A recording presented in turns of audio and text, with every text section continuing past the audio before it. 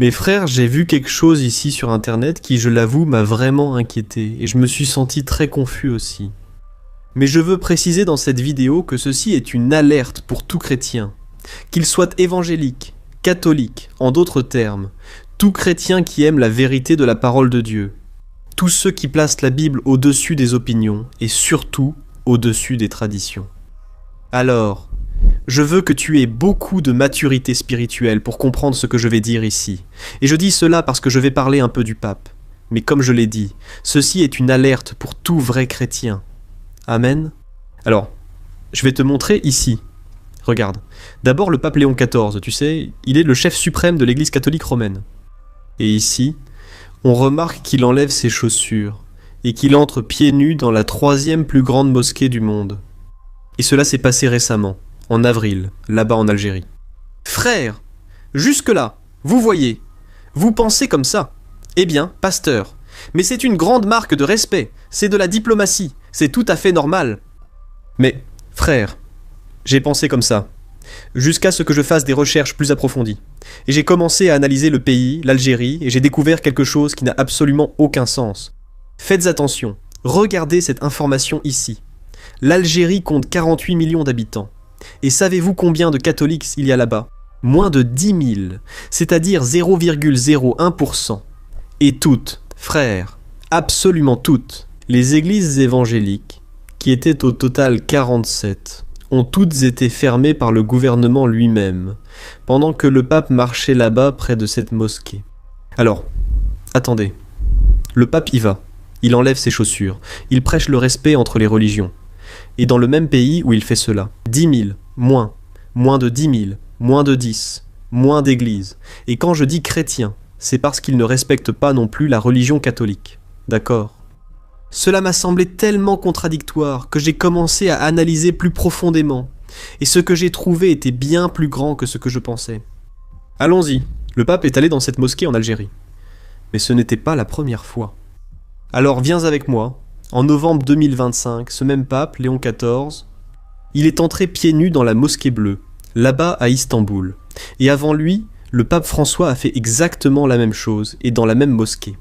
Sauf qu'en 2014, et avant le pape François, il y a aussi eu Benoît XVI, en 2006. Frères, 3 papes, 3 visites dans des mosquées à la suite. Ce n'est pas une coïncidence, parce que lorsque 3 dirigeants consécutifs d'une très grande institution font le même geste symbolique, ça porte un nom, c'est un projet qu'ils sont en train de réaliser. C'est un projet. Et ce projet, en fait, a déjà un nom, une date, et même une adresse. Regardez ça. Le 4 février 2019, le pape François est le grand imam d'Al-Azhar, qui est la plus haute autorité de l'islam sunnite dans le monde. Ils ont signé ensemble ce document. Et le nom du document est le suivant. Déclaration sur la fraternité humaine. Et il y a un passage ici que j'ai besoin que vous lisiez dans le document. Mais ce que je veux dire, c'est que, au point 16, la diversité des religions est une sage volonté divine. Je vais vous le lire. En termes simples, le document que le pape a signé dit que Dieu a voulu qu'il existe plusieurs religions. Comprenez cela. Toutes les religions sont planifiées. Donc si Dieu les a planifiées, elles sont légitimes. Et aucune de ces religions ne peut donc dire quelle était la seule option, le seul chemin. Vous comprenez la gravité de cela? Parce que quand on commence à lire la Bible, on remarque tout de suite que Jésus, il a fait tout le contraire de cela. Il a été totalement à l'opposé de ça. D'ailleurs, dans Jean chapitre 14, verset 16, il a dit « Je suis le chemin, la vérité et la vie, et personne, absolument personne ne va au Père si ce n'est par moi. » D'ailleurs, Satan, qui est le prince de ce monde, il agit, n'est-ce pas, pour tromper les gens, pour qu'ils ne découvrent pas la révélation que Jésus est le Fils de Dieu. Alors, l'ennemi va tout faire pour que nous croyions, n'est-ce pas, qu'il n'existe pas de vérité absolue, qu'il n'y a pas qu'un seul chemin, mais qu'il y a plusieurs options. Mais Jésus a été clair, « Je suis le chemin », c'est-à-dire, je suis l'unique chemin. D'un côté, le chef de la plus grande église affirme qu'il n'existe pas de vérité absolue, n'est-ce pas? Que Dieu n'est pas une vérité absolue, c'est bien ça. Et de l'autre côté, Jésus lui-même dit qu'il n'y a qu'un seul chemin, c'est-à-dire que maintenant, vous devez décider en quoi vous allez croire, n'est-ce pas?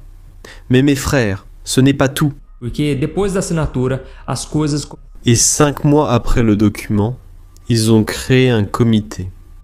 Le comité suprême de la fraternité humaine, avec des représentants catholiques, musulmans et juifs. Et en 2023, ils ont alors inauguré à Abu Dhabi la maison de la famille Abraham. C'est un complexe avec une mosquée, une église, et tout est côte à côte, tout de la même taille. Et l'église s'appelle Saint-François, en hommage au pape qui a signé ce document. Maintenant, regarde bien cette photo, regarde bien. L'église catholique, qui a été construite en hommage à un pape, elle n'a pas de croix. La croix est, comme nous le savons, le symbole principal du christianisme. Pas parce que Jésus est cloué sur la croix, mais parce que là, Dieu a concrétisé le plan qu'il avait pour l'humanité. Où le juste est mort pour le pécheur, où Jésus a versé son sang pur et parfait en notre faveur, nous qui méritions la condamnation éternelle, Jésus a été le sacrifice parfait sur cette croix. Pourquoi n'y a-t-il pas de croix ici? Parce qu'au Moyen-Orient, la croix n'est pas acceptée. C'est ici que les choses deviennent sérieuses, frères. Parce que pour tout unifier, quelqu'un doit renoncer à quelque chose. Et remarquer qu'il doit toujours faire des concessions. C'est bien ça. D'abord, ils acceptent que toutes les religions sont voulues par Dieu, puis ils enlèvent la croix. Et qu'est-ce qui vient après alors? Ils enlèvent la repentance. Ils enlèvent le sang de Jésus, qui nous purifie de tout péché. Ils enlèvent la résurrection. Et là, il arrive un moment où tu dois t'arrêter et réfléchir. Mais attends, comme ça, on ne peut pas continuer. Soit je suis la Bible, soit je suis la tradition, soit je suis les plans humains. Tu comprends? Parce qu'on se rend compte que ça devient de plus en plus étroit. Cette idée de religion, en fait, avait déjà été prophétisée dans la Bible. Je ne sais pas si tu le savais, mais je vais te montrer qu'il existe bien un plan qui est en train d'être élaboré sans qu'on s'en rende compte. Mais d'abord, je vais te montrer ici quelque chose de très intéressant. Je vais créer ici une frise chronologique pour que tu puisses comprendre ce qui se passe. En 1986, le pape Jean-Paul II a réuni les dirigeants de toutes les grandes religions du monde à Assise, en Italie. para orar junto pela paz. Et puis, en l'an 2000, l'ONU a organisé un sommet avec des dirigeants religieux, et elle a créé le Conseil mondial des dirigeants religieux. Et l'objectif très clair de ce conseil, selon sa propre charte constitutive, était de servir de modèle et de guide pour la création d'une communauté de religion mondiale. Et puis, en 2019, il y a eu la signature de la Déclaration sur la fraternité humaine, et, en 2023, l'inauguration de la Maison de la Famille. Familles abrahamiques, dont je t'ai parlé, où il y a une mosquée, une église et une synagogue. Et maintenant, le 4 février, l'ONU a proclamé cette date comme la Journée internationale de la fraternité humaine. Alors, arrête-toi et réfléchis à une chose ici. Il y a déjà une date dans le calendrier. Il y a déjà un bâtiment construit. Il y a déjà une organisation avec un budget. Il y a déjà l'interdiction de la croix. D'accord ? Qui est le symbole principal du christianisme, celui qui a le plus de symbolisme, et pas seulement du symbolisme, mais aussi une signification profonde, d'accord ? Et donc si tu connais un peu la Bible, tu as déjà compris où se trouve le danger dans tout ça. Parce que l'apôtre Paul a écrit dans la 2e épître aux Thessaloniciens, chapitre 2, il a dit ceci: « Que personne ne vous trompe d'aucune manière, car ce ne sera pas ainsi avant que ne vienne l'apostasie, et que ne soit révélé l'homme du péché, le fils de la perdition, celui qui s'oppose et s'élève contre tout ce qui s'appelle Dieu, ou qui est adoré, de sorte qu'il s'assiera comme Dieu, dans le temple de Dieu, voulant paraître Dieu. » Calmez-vous, je vais simplifier pour que vous compreniez. Ici, Paul dit la chose suivante: avant que l'antéchrist n'apparaisse, l'apostasie viendra. Dans l'original, le mot apostasie signifie divorce. C'est comme si l'Église abandonnait la vérité. C'est comme si un dirigeant qui devait défendre la foi se détachait de cette foi. Et je ne parle pas seulement du catholicisme, car cela existe aussi ailleurs, non ? Chez les évangéliques, on remarque clairement que beaucoup sont déjà en train de se détourner de la foi, qu'ils ne veulent plus suivre la parole et commencent à ajouter des choses, tout ce que l'on sait qui n'est pas conforme à la parole. Et alors, frères, la Bible parle de l'Apocalypse, chapitre 13, où il est question de 2 figures, et la première concerne l'Antéchrist, qui un jour aura le pouvoir sur toutes les nations, et la deuxième figure est celle d'un chef religieux, Ce n'est pas moi qui le dis. Vous pouvez le lire dans votre propre Bible. La Bible raconte que ce chef religieux sera le faux prophète et qu'il annoncera donc l'Antéchrist. De la même manière que le Saint-Esprit annonce Jésus, le faux prophète convaincra aussi les gens d'adorer la bête qui... é o anticristo.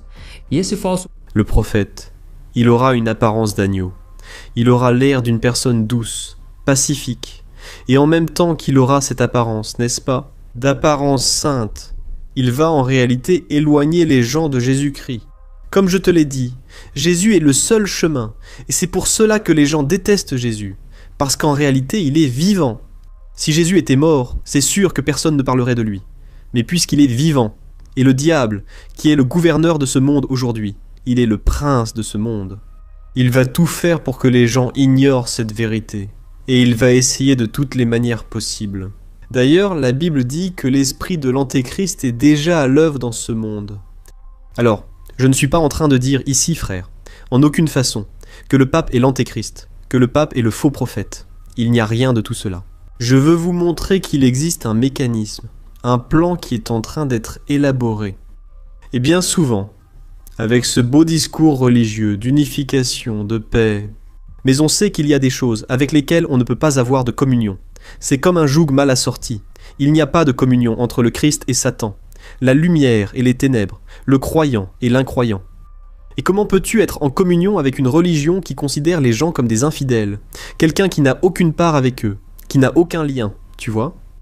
Et j'étais en train d'analyser la constitution de l'Algérie, qui a été réformée en 2020, et elle a supprimé de la constitution toute mention. La liberté de conscience, juste pour que tu aies une idée. Un pasteur appelé Youssef Oramani, il a été condamné à la prison pour avoir dirigé des cultes chrétiens, et il n'est pas le seul à être emprisonné. Mais importer des Bibles est un crime aujourd'hui là-bas en Algérie. Évangéliser est un crime. Se convertir de l'islam au christianisme peut t'amener devant un tribunal. Et en mars de cette année, un mois avant la visite du pape, le Conseil des droits de l'homme, n'est-ce pas, de l'ONU a entendu des chrétiens persécutés en Algérie. Et l'un des spécialistes qui était là le jour de l'événement, il a résumé tout cet événement en une seule phrase. Il a dit ceci. Nous avons observé un 2 poids, 2 mesures, une démonstration d'ouverture vers l'extérieur, mais une politique de contrôle et de restriction maintenue en interne. C'est-à-dire, en même temps qu'ils veulent le christianisme, ils ne veulent pas le vrai christianisme. Ils veulent un christianisme plus léger, plus édulcoré, qui ne parle pas de Jésus, qui parle de paix, d'amour, qui parle de Dieu, mais jamais du Fils de Dieu. Et surtout, jamais en le considérant comme un sauveur. Mes frères, je sais que beaucoup de gens impliqués n'ont parfois même pas de mauvaises intentions. Mais comme je l'ai dit, c'est subtil. C'est quelque chose que l'ennemi, il travaille dessus de temps en temps. Mais surtout maintenant que nous savons que la fin des temps est arrivée, c'est là que l'ennemi va beaucoup agir à travers des choses qui nous plaisent. Qui ne veut pas de paix? Soyons honnêtes. Qui ne veut pas de fraternité? Qui ne veut pas d'union en ce moment, face à tant de disputes et de polarisation?